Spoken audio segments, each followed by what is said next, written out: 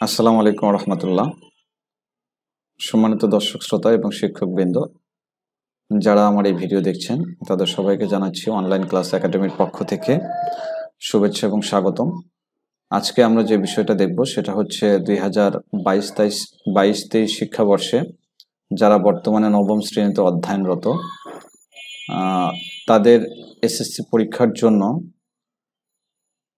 Registration কিভাবে সম্পন্ন করতে হবে, অর্থাৎ রেজিস্ট্রেশনের জন্য টট লিস্ট কিভাবে তৈরি করতে হবে সেই বিষয়টা এ টু জেড আমরা আলোচনা করব আজকে। আপনারা জানেন যে রাজশাহী শিক্ষা বোর্ড থেকে 9/5/2022 তারিখে একটা বিজ্ঞপ্তি প্রকাশ করেছে নবম শ্রেণীর রেজিস্ট্রেশনের জন্য।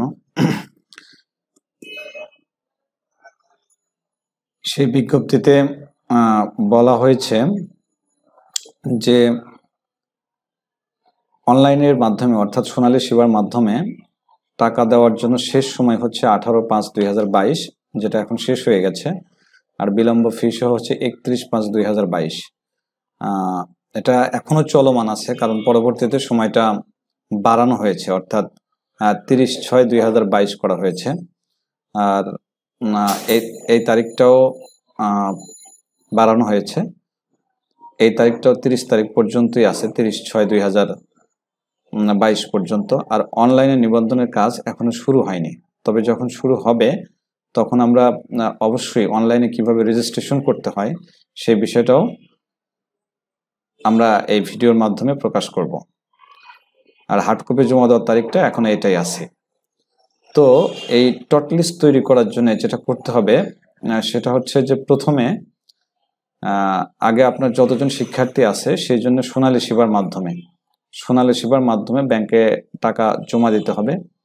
তারপরে ছাত্রদের কাছ থেকে ইনফরমেশন নিয়ে টট লিস্ট করতে হবে। আর টট লিস্টটা করার সময় অবশ্যই যে বিষয়গুলো থাকতে হবে, এটা স্কুলের প্যাডে করতে হবে। স্কুলের প্যাড ছাড়া এটা গ্রহণযোগ্য হবে না, হাতে লেখা ফরওয়ার্ডিংও গ্রহণযোগ্য হবে না। এই প্যাডে অবশ্যই বিদ্যালয়ের নাম থাকতে হবে, বিদ্যালয়ের কোড, ডাকঘর, উপজেলা, ইন নাম্বার, টেলিফোন নাম্বার এবং ইমেইল অ্যাড্রেস। অর্থাৎ এই যে এইরকমভাবে, এটা আমি একটা প্যাড, আমার স্কুলের প্যাড, প্রথমে নাম দিয়েছি, তারপরে স্থাপিত, অর্থাৎ এই বিষয়গুলো আপনার থাকতে হবে। এখানে লগো দেওয়া হয়েছে, যদি লগোটা না দেন তাতেও কোনো প্রবলেম নাই, তবে এই বিষয়গুলো অবশ্যই থাকতে হবে। এটা হচ্ছে ম্যান্ডেটরি, এটা আপনাকে অবশ্যই দিতে হবে। আর টট লিস্ট করার জন্যে অবশ্যই ওয়ার্ড ফাইলে বাংলা এবং ইংরেজিতে টট লিস্ট করতে হবে। আর টট লিস্ট করার পরে যে কাজটা করতে হবে, যে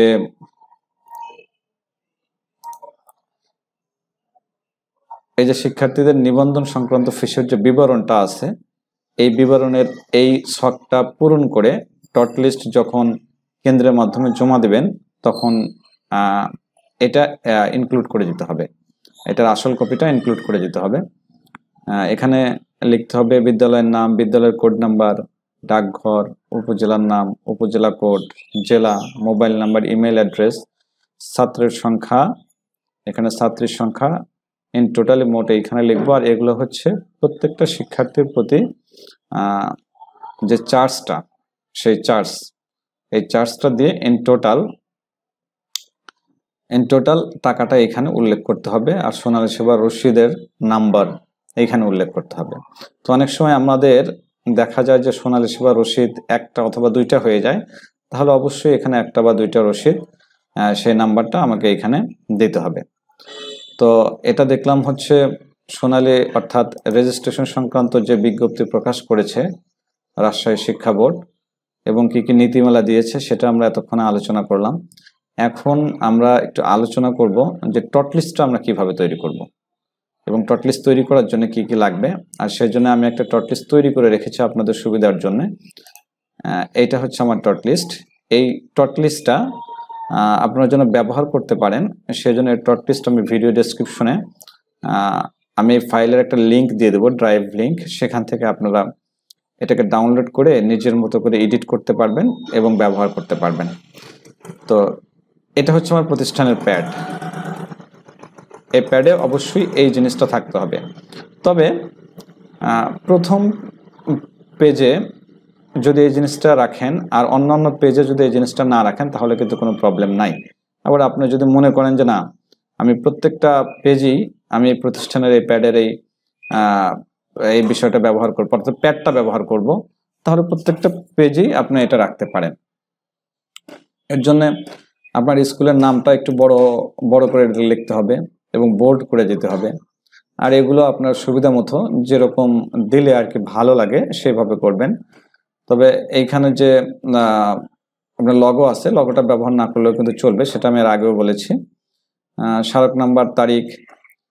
আর শক করার আগে এইখানে আমরা লিখবো হচ্ছে 2022-23 শিক্ষাবর্ষে নবম শ্রেণীতে অধ্যয়নরত, অর্থাৎ বর্তমানে নবম শ্রেণীতে অধ্যয়নরত 24 সালের এসএসসি পরীক্ষার্থী। 22-23 গুলো তো 24 সালে এসএসসি পরীক্ষা দেবে। এসএসসি পরীক্ষায় অংশগ্রহণকারী শিক্ষার্থীদের নিবন্ধনের জন্য তালিকা। প্রথমে বিজ্ঞান বিভাগ, দেবেন, তারপরে মানবিক, তারপরে হচ্ছে বাণিজ্য, এইভাবে সিরিয়াল করে দেবেন। আর এই ক্ষেত্রে যেটা করতে হবে, এরকম একটা শক তৈরি করে নিতে হবে।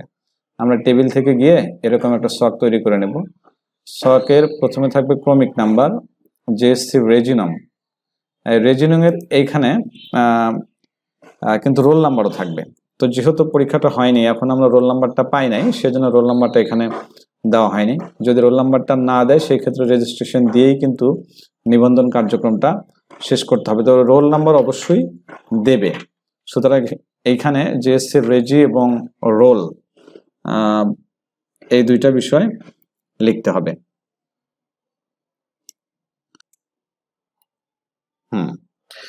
এইখানে আমরা জেএসসি রেজিস্ট্রেশন নাম্বার দেবো, তারপরে রোল দেব, এবং শিক্ষার্থীর নাম বাংলা এবং ইংরেজিতে, তার সাথে জন্ম নিবন্ধন নাম্বার, পিতামাতার নাম বাংলা ইংরেজিতে, অর্থাৎ প্রত্যেকটা নামই আমাকে বাংলা এবং ইংরেজিতে, এবং জাতীয় পরিচয়পত্র নম্বর, পিতাতে যেরকম মাতাতেও সেরকম, জন্ম তারিখ এটা অবশ্যই জেএসসি অনুসারে দেব, অথবা তাদের যে জন্ম নিবন্ধন আছে সেই নিবন্ধন অনুসারে দেব। তবে অবশ্যই জেএসসি অনুসারে আমরা এটা দেব, কারণ জেএসসিতে জন্ম তারিখ যা হবে এসএসসিতের জন্য তাই হয়, এবং এটা হতে হবে।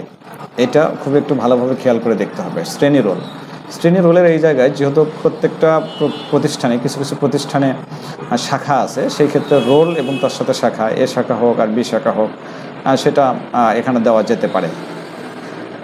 আর এখানে হচ্ছে বিষয় কোড, যে বিষয় কোডগুলো থাকবে। আর চতুর্থ বিষয়ের একটা কোড এখানে, উচ্চতর গণিত হলে 126, আবার যদি জীব হয় তাহলে 138, কৃষি হলে 134, অর্থাৎ এখানে তাদের কম্পালসারির কোডগুলো আমরা দেব। আর চতুর্থ বিষয়ের জন্য একটা কোড আমাকে, একটা ঘর এখানে রাখতে হবে। আর সর্বশেষ এখানে হচ্ছে ছাত্রছাত্রীদের স্বাক্ষর থাকবে। আর প্রত্যেকটা পেজে নিচে অবশ্যই পেজ নাম্বার এবং প্রধান শিক্ষকের সিল ও স্বাক্ষর, এই বিষয়টা কিন্তু থাকতে হবে, কারণ প্রত্যেকটা পেজের নিচেই প্রধান শিক্ষকের সিল এবং স্বাক্ষরটা লাগবে। আর পেজ নাম্বারটা আমরা দেব, যাতে যখন প্রিন্ট করব তখন যেন এটা আমার ভুল না হয় আর কি। আর পেজটা আমরা যখন নেব তখন একটা বিষয় খেয়াল রাখতে হবে, যে পেজটা নেওয়ার পরে পেজ লেআউটে গিয়ে মার্জিনটা আমরা ন্যারো করে দেব। এই মার্জিনটা আমরা ন্যারো করে দেব। আর ওরিয়েন্টেশন অবশ্যই ল্যান্ডস্কেপ করে দেব। আর সাইজটা A4 সাইজ করে আমরা পেজটা নেব। পেজটা নিয়ে তারপরে আমরা কাজ শুরু করব, তাহলে কিন্তু আমাদের সুবিধা হবে। এইভাবেই আমরা টট লিস্টটা তৈরি করব। টট লিস্টটা তৈরি করার পরে আমাদের যে কাজটা করতে হবে, সেই টট লিস্টটা অবশ্যই কেন্দ্রের মাধ্যমে এটাকে